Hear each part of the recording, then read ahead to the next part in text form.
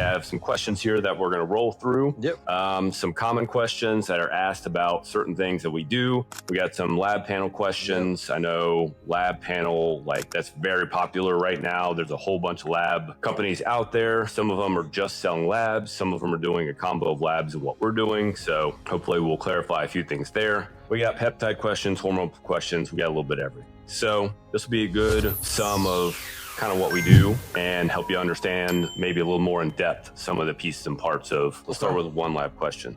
Here's the question. My standard blood work from my primary doctor always comes back, quote, normal. Yeah. But I still feel terrible. Yep. What are you looking for in your panels that they aren't? Yeah. Maybe an extension to that question would be, how are you interpreting it? But we have to cover both. Yes. So why don't we start with what your typical doctor generally runs and how they interpret it, and then we'll talk about what we add, and then, you know, kind of what the difference is. So your typical doctor, generally they're going to run a CBC, which covers like your blood markers. They're going to run a very basic CMP, comprehensive metabolic panel, which may have some glucose and some things like that, which it should, but they only generally not always even run A1C with that or fasted insulin, which we'll get into. And then for thyroid, Western medicine just is not caught up here. They generally only run TSH and a T4. And we'll go into what we run and why you need what we run to really get a full idea of what's going on.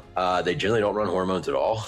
You know, they're not looking at cortisol patterns. A lot of times they're not even running, you know, your standard kind of inflammatory marker patterns. So it's a lot of times a CBC, CMP, those two thyroid markers, and that's about bare bones. You know, what I always kind of say is that panel is set up to make sure you don't die. You know, like it can capture cancers, it can capture like, you know, really intense things. But when you're talking about, you know, where you're starting to lose metabolic efficiency or mitochondria health, or you're not sleeping as good anymore, really not gonna do much to see those markers. So those markers are generally gonna come back normal on a lot of people unless you have something really serious going on. And so the other problem is, as we've gotten more and more unhealthy as a society, they continue to make the reference ranges broader to cover it. Mm-hmm. So what might have been unhealthy in 1980, 30, 40 years ago, they've lowered it. Mm-hmm. And so now you're bottom low.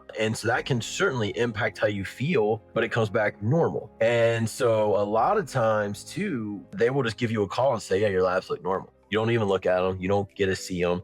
And a lot of people probably wouldn't know what to do with them. They wouldn't know what it, you know, they see numbers on there and they're like. But in this day and age, you know, there are so many things you could do. Hell, you could roll it through ChatGPT if you needed to, and right? It'll tell you in 5 seconds. Right. And so, or you could come to like our clinic and we would start to, you know, pick it apart and then run a more comprehensive. So there's obviously avenues for it. So if you get a normal back, bear in mind it's going to be a very bare bones lab, and then realize that there are other ways to get more comprehensive labs done. Now, where ours is going to pick up the pieces, we call it more of a functional panel. And so all that means is we're looking at more processes of the body, right? The body is not just, you know, the cardiovascular system, or not just the metabolic system. You know, there's 12 main systems that work together. And so our panel, we try to keep costs down. I mean, obviously there's a million markers, right? But we try to chance to get you feeling optimal, okay?